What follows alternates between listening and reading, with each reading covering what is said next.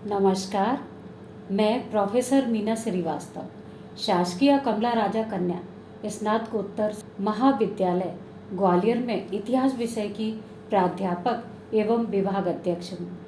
इसके अंतर्गत आज हम बात करेंगे आपसे भारतीय साहित्य का गौरव, वेद, वेदांग, उपनिषद, महाकाव्य, जैन एवं बौद्ध साहित्य के बारे में, और साथ ही साथ हम बात करेंगे प्राचीन कालीन इतिहास जानने के धार्मिक साहित्यिक स्रोत के बारे में।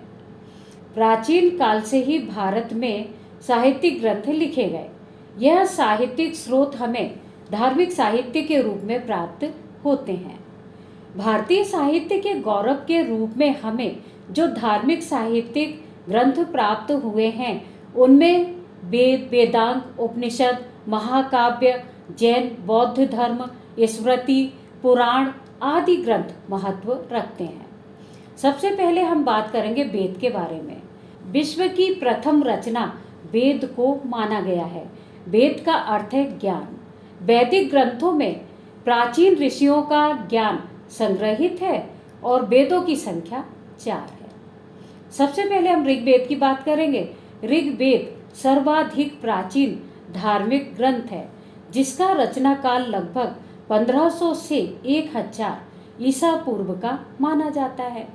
ऋग्वेद में भारतीय समाज का वह स्वरूप स्पष्ट रूप से दिखलाई देता है जो प्राक हड़प्पा चरण में था।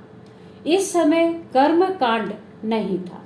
ऋग्वेद से ज्ञात होता है कि समाज पुरुष प्रधान था, परंतु महिलाओं की स्थिति भी बहुत अच्छी थी। अब हम बात करेंगे उत्तर वैदिक काल की। इसके बाद उत्तर वैदिक काल में सामवेद, यजुर्वेद और अथर्ववेद की रचना हुई, जो कि इस प्रकार से है। सबसे पहले यजुर्वेद। यजुर्वेद में गद्य और पद्य दोनों प्रकार के मंत्र हैं। यह यज्ञ की प्रक्रिया के लिए है। यह मुख्य रूप से गद्यात्मक है। इसके मंत्रों को यजुस कहा जाता है। इसका रचना काल 7000 से 1500 ईसा पूर्व माना जाता है। इस ग्रंथ की रचना कुरुक्षेत्र प्रदेश में हुई थी। अब हम बात करेंगे सामवेद की। सामवेद का रचना काल 800 ईसा पूर्व से 600 ईसा पूर्व का स्वीकृत किया गया है। यह समय ब्राह्मण काल भी कहलाता था। सामवेद से तात्पर्य है वह ग्रंथ जिसके मंत्र गाए जा सकते हों और जो संगीतमय हों। सोम का अर्थ होता है गान, अर्थात कि इस ग्रंथ के मंत्रों का प्रयोग यज्ञ, अनुष्ठान और हवन के समय में किया जाता है। इसमें 22 अध्याय हैं, जिसमें 402 सूक्त हैं। इसमें 1225 मंत्र हैं। सामवेद में कुल 1875 मंत्र है। इसका संकलन महर्षि कृष्ण व्यास द्वैपायन ने किया था। इसके बाद अब हम बात करेंगे अथर्ववेद की। अथर्ववेद संहिता का संकलन महर्षि कृष्ण व्यास द्वैपायन ने किया था। इसे अर्थ बगीरस के नाम से भी जाना जाता है। इस ग्रंथ में आयुर्वेद, चिकित्सा और औषधियों आदि का वर्णन प्राप्त होता है और इस कारण से इसे भेषज वेद भी कहा जाता है। यह ग्रंथ 20 कांडों में विभाजित है, जो कि 36 प्रपाठकों में विभाजित है, जिसमें 730 सूक्त हैं। इन सूक्तों में 5987 मंत्र हैं। 9 शाखाएं या पाठ हैं।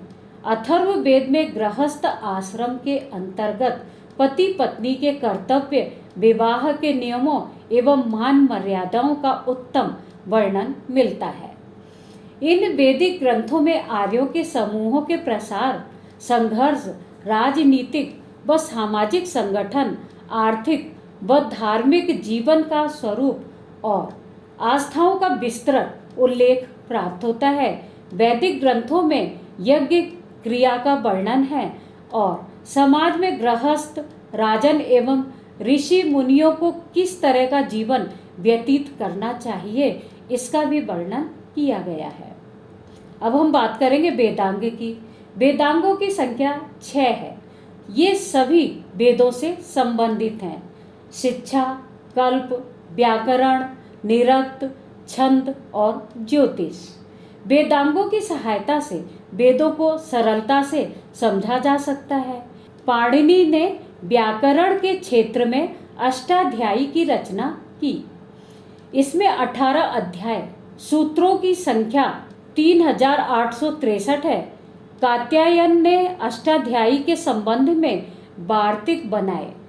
पतंजलि ने पाणिनि और कात्यायन के वार्तिक स्पष्ट करने के लिए महाभाष्य की रचना की। निरुक्त के रचनाकार यास्क हैं। इसमें अध्याय हैं, वैदिक शब्दों की व्याख्या की गई है।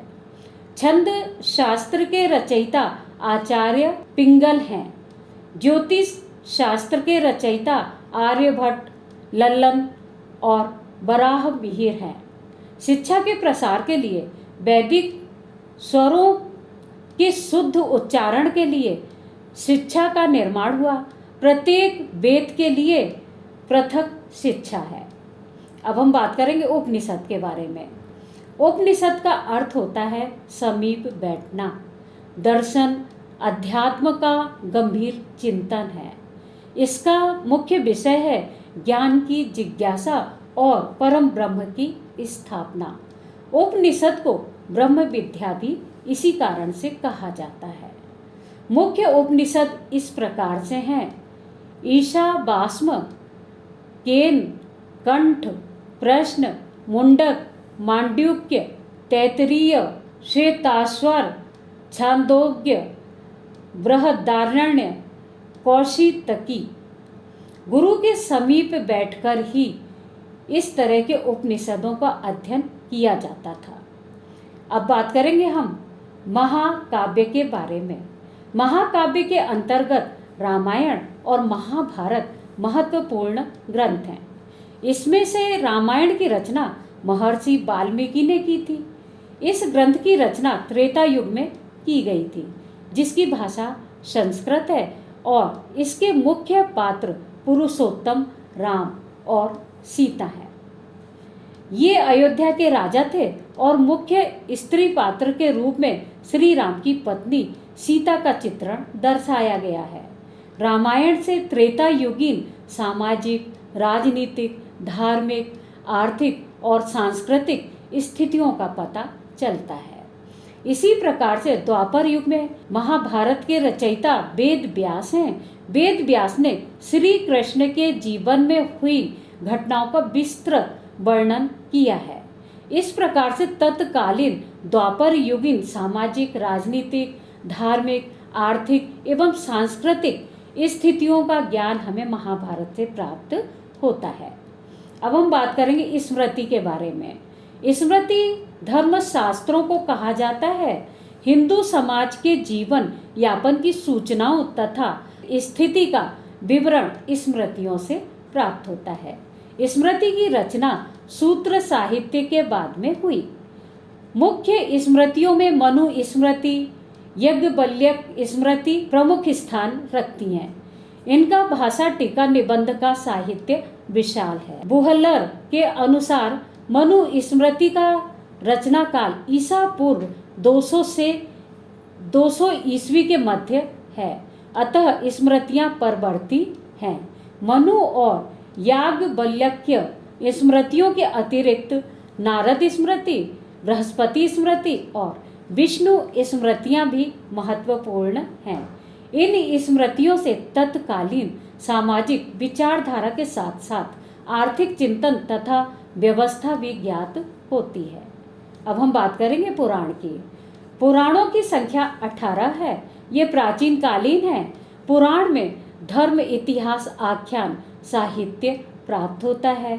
ऐतिहासिक जानकारी हेतु महत्वपूर्ण पुराणों के नाम इस प्रकार से हैं जिनमें ऐतिहासिक सामग्री प्राप्त होती है: मत्स्य पुराण, वायु पुराण, विष्णु पुराण, ब्रह्मांड पुराण, भागवत पुराण, भविष्य पुराण, अग्नि पुराण आदि। अब हम बात करेंगे जैन साहित्यिक ग्रंथ के बारे में। आगम साहित्य। आगम साहित्य की रचना 400 ईसा पूर्व से 600 ईसा पूर्व के समय में हुई थी। इसमें 12 अंग या द्वांग सांग हैं। ऐतिहासिक दृष्टि से यह महत्वपूर्ण ग्रंथ है। भद्रबाहु चरित्र, जिसकी रचना चंद्रगुप्त मौर्य के समय में हुई थी और चंद्रगुप्त मौर्य कालीन घटनाओं का विस्तृत विवरण भद्रबाहु चरित्र में प्राप्त होता है। परिशिष्ट पर्वन नामक ग्रंथ की रचना हेमचंद्र ने की। इसमें ऐतिहासिक सामग्री प्राप्त होती है। कालका पुराण में मालवा की तत्कालीन स्थिति का वर्णन हमें प्राप्त होता है। अन्य जैन ग्रंथ पुण्याश्रम, कथाकोश, वसुदेव हिंदी, बुहत कल्प सूत्र भाष्य, आचार सूत्र, आवश्यक चूर्णी, ज्ञाता कर्म, भगवती सूत्र आदि। राजवली पांडे के अनुसार एक दृष्टि से कहा जा सकता है कि बिना जैन ग्रंथों के अध्ययन के भारतीय संस्कृति के इतिहास में पूर्णता नहीं आ सकती है, क्योंकि इस साहित्य में हमें प्राचीन भारत के कुछ ऐसे पक्षों का परिचय मिलता है जिनका ब्राह्मण या बौद्ध साहित्य में या तो चर्चा ही नहीं है और अगर है तो बहुत अल्प है। इसलिए जैन धर्म के ग्रंथों का अध्ययन करना अति आवश्यक है। अब हम बात करेंगे बौद्ध साहित्यिक ग्रंथों के बारे में। बौद्ध धर्म की भाषा संस्कृत और पाली है। इन ग्रंथों में धार्मिक सिद्धांतों, कथाओं का वर्णन किया गया है और इस प्रकार से इन ग्रंथों के अध्ययन से तत्कालीन ऐतिहासिक सामग्री प्राप्त होती है। चलिए अब हम बात करेंगे पिटक साहित्य के बारे में। सबसे पहले विनय पिटक। इसमें भिक्षु भिक्षुणियों के लिए अनुशासन संबंधी नियम हैं।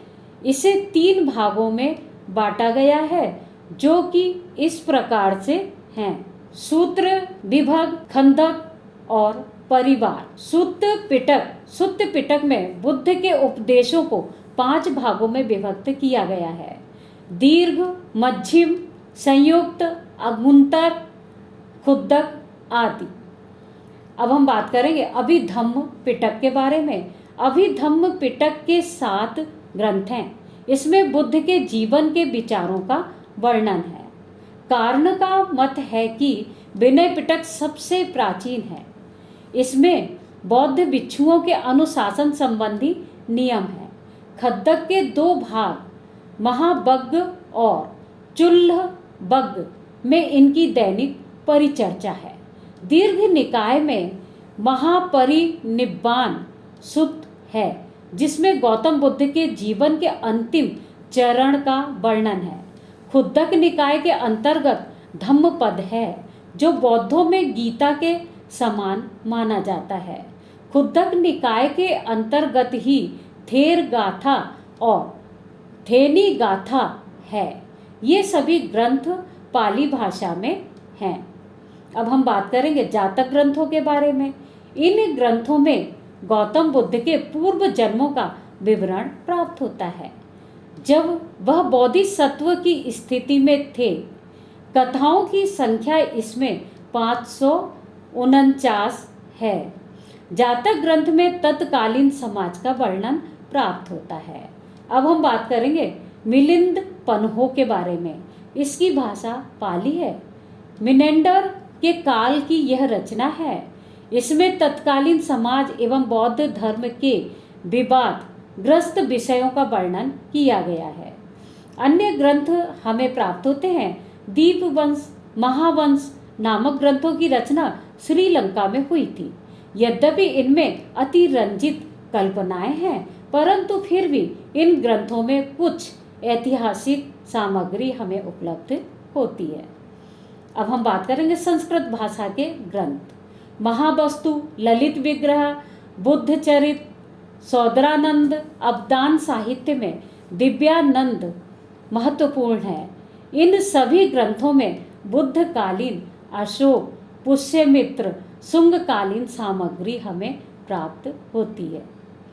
मूल्यांकन एवं निष्कर्ष। उपर्युक्त संपूर्ण विवरण का मूल्यांकन करते हुए निष्कर्ष रूप से यह कहा जा सकता है कि भारतीय इतिहास में धार्मिक साहित्य के अंतर्गत वेदांत, उपनिषद, महाकाव्य, जैन एवं बौद्ध साहित्य, स्मृति और पुराण आदि भारतीय साहित्य में प्रतिष्ठित गौरव का आभास दिलाते हैं और इन ग्रंथों के द्वारा प्राचीन कालीन भारतीय इतिहास का स्पष्ट रूप से हमें ज्ञान प्राप्त होता है। धन्यवाद।